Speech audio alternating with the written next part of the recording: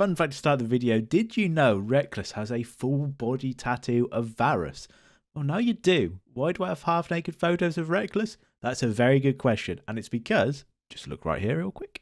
Sorry. We are back. That's the new intro now. Few things to cover, so let's get going. C9's implosion, Faker's injury, and the funniest one. I don't want to say bwipo's ego has been inflated by an LCS title win, but I did see him flying over London recently using his head as a hot air balloon. It's that big right now. And we're going to get into all of these right after today's short sponsor, Blitz.gg. The GOATs! The Blitz app starts in Champ Select and helps you all the way until your Nexus explodes. As soon as you get into the game, Blitz will not only recommend the strongest meta champs, but also recommend the best meta champs based on what you play. It's all good Draven being OP, but Blitz knows I ain't got the hands for him, so doesn't recommend him. Once you've locked in your champ, it'll automatically select the optimal runes for you, and you can even change them in the app and they get automatically imported and saved for the next time you lock in the champ. Then the loading screen hits you with a ton of good information, ranks, total wins and losses of the teammates and enemies, as well as little tips on some player tendencies. For example, Brand tends to die early. I can confirm he died early and often. In-game is where Blitz truly shines, though several overlay options, it's actually OP. My two favourite are getting the jungle camp and objective timers, but the scoreboard overlay of gold is actually crazy. Breaks down the total gold lead and gold difference versus each laner based on items built. It's just insane how much I use this to determine whether we're ahead or behind. And even though all that is worth, my personal favourite is the most simple. The dopamine hit of a CS per minute counter warms my heart. Something about watching the number go up is so satisfying. After the game, post-match breakdown will give you the score of what you did well and poorly. It's called me a god, so fairly accurate. Blitz also supports Valorant, the new GOAT, Deadlock, and so many other games, so download Blitz using my link in the description and let them know you came from Rue. Thank you for the support.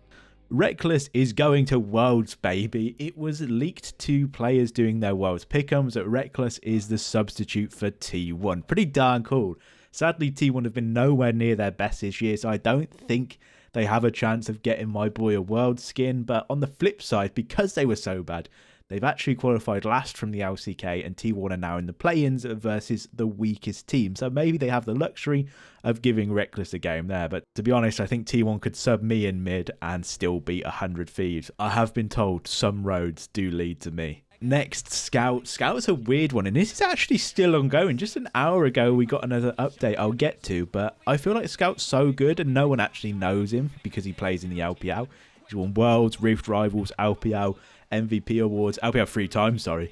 He's literally one of the best players of all time. He's qualified for Worlds in 2024 with LNG, but sadly there's contract disputes ongoing between him and his old former team Worlds winners, EDG, about Scout being homesick, wanting to leave EDG, EDG throwing the bag at him, Scout signing, then Scout still being homesick, wanted to leave again, EDG saying he could leave if someone from the LCK matched his contract, then he leaves to another team in the LPL. It's just resulted in a massive, messy legal case, and EDG have enforced a travel ban on Scout, meaning he can't go to Worlds. This must absolutely suck for Scout and his 4 teammates, and what sucks more for his 4 teammates is he's getting replaced by Yagao. ROB, LNG boys, if you wanted a mid laner to run it down, I am a lot cheaper and would love the experience.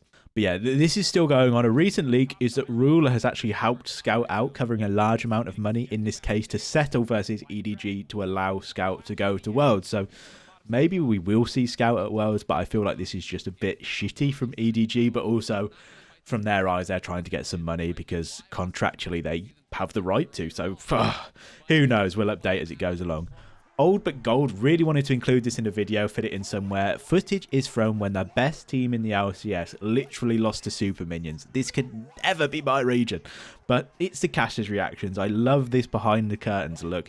We've seen it before with Guma's Baron Steel. The other one that comes to mind is the Deft Inhibitor respawn. One of the best crowd moments in League history, but this one tops it. Monster's gonna be killed first. Quad at nothing. FlyQuest at nothing. Team Liquid from the precipice comes back, and they're marching down mid. It's a clean wipe. Team Liquid with all 5 members alive retake control of the game. There is just no way they did that. The plot armor is crazy. Team Liquid are marching on the base. They're going straight for the end. Only Bucio alive. Look at their nexus. Got to try to end it. The Team Liquid The supers. is going to be killed by super minions. They've got to go fast. They lost. Super minions against Team Liquid. At the very end of the day, the prize is done. FlyQuest, for the first time in LCS history, conquer their demons. They are your 2024 LCS Summer Champions. You can see the way they hand it over to each other as Flowers out of his breath after a call, and he's just like putting it to his head, like, you pick it up, pick it up, pick it up. And I don't know how Kobe does it, but he's legit the GOAT of just when something happens, he's just like, what? That was a terrible impression. And then the way, there's a little bit of cringe going through my body right now. And then Azale always summarizes so well while keeping the hype. These three truly are the casting trio gold standard in League. So much chemistry from years of working together, but they still genuinely get excited watching the LCS, and I loved watching this. We've also got an exclusive look at a C9 board meeting. Hey, Jack. Yeah? Want to just burn the roster to the ground for fun? Yeah, I do. That's pretty much the too long didn't read. We've got the Jojo drama. Was that a Jojo reference? That's been covered by many people already, but the general gist is he was late 43 times, and the key word in the statement is 43 times since they started tracking him, potentially caused by IBS, but Jojo has been dropped by C9, and the rumour is Riot is giving LCS teams less money next year, and Jojo is the highest paid player in the entirety of the LCS, so C9 needed a legal reason to end his contract. This is why the lateness was quoted. And think about it, a couple of years ago during the boom, Jojo could have left and any other team would have picked up his salary, but now everyone's broke, no other team can pick his salary, so there's no other way to get Jojo off the books. You know, I don't know the numbers, but let's say he's on 600k and the other teams can only offer him 300k, but he's legally entitled to 600k on C9 for another year or two. I ain't fucking leaving. But also, if you were late 43 times at your normal job, you'd be fired long before then. I've got a theory as well. I Will Dominate leaked it, and in my opinion, it's kind of to help protect the other four players and coaches. I Will Dominate references awful time with his ex-teammate Piglet, and genuinely C9 mega underperformed this year, and he knows how much something like this ruins the team, has an effect on practice, etc, etc. There is an excuse for poor performances and lack of improvement throughout the year for the team, and it would be unfair for the other players not to have this leaked and out in the open.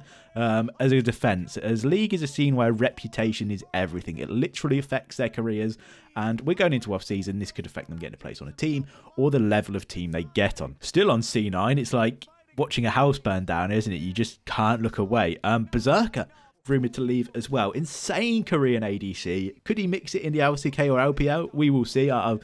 I think he could, unless the skill vampires of the LCS has completely drained him of his talent. But this is going to be a huge loss for C9 again. It might be cost-cutting related, but if I was Berserker and then in a series to qualify me for Worlds versus 100 fucking Thieves, I'm a 100 Thieves fan, by the way, but they should always be beating them. If you put me on fucking Ziggs and I lost, I'd be on the first plane back to Korea as well. Faker's got a documentary coming out on his injury, and there's been clips going around for a while of his wrist discomfort, and now we all get the details. I cannot imagine how frustrating it is for him.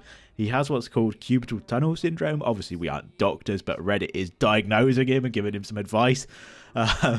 But basically, just from a quick Google, it in some case heals, in others it's recommended surgery, and others it's permanent nerve damage. The advice is avoid bending your elbow, which is ironic as he probably does that for more than 14 hours a day playing League. And with T1, they've literally made it to every competition. He never has a chance to take a break. I'm looking forward to the documentary. It'll be good insight onto how it's affected him. But don't worry, Faker, if you need to be healed, Reddit has got some advice for you. Just hop in the thread, and I'm sure you haven't tried anything they've suggested. Bwipo.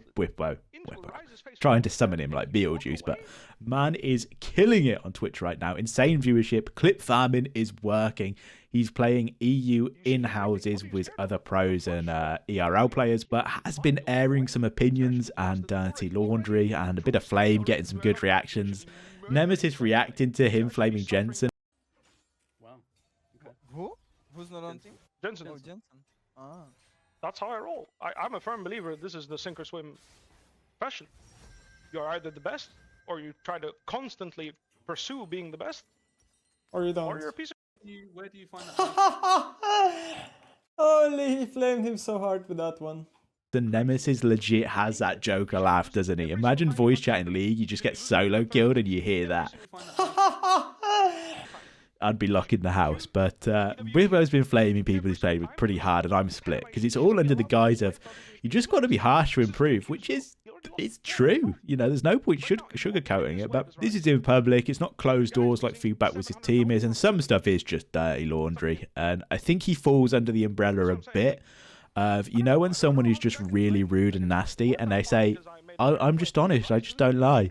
Kind of gives me that vibe, but he wasn't doing this before he won LCS either, so but I don't think he's being mean. I think it's just his mindset. He genuinely thinks it's optimal to just blame people on stream, and if they can't accept it, then fuck them.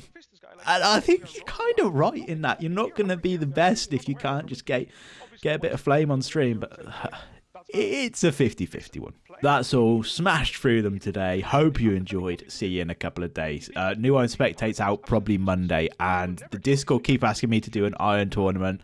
So join the fucking Discord. We need more players for a tournament. Bye-bye.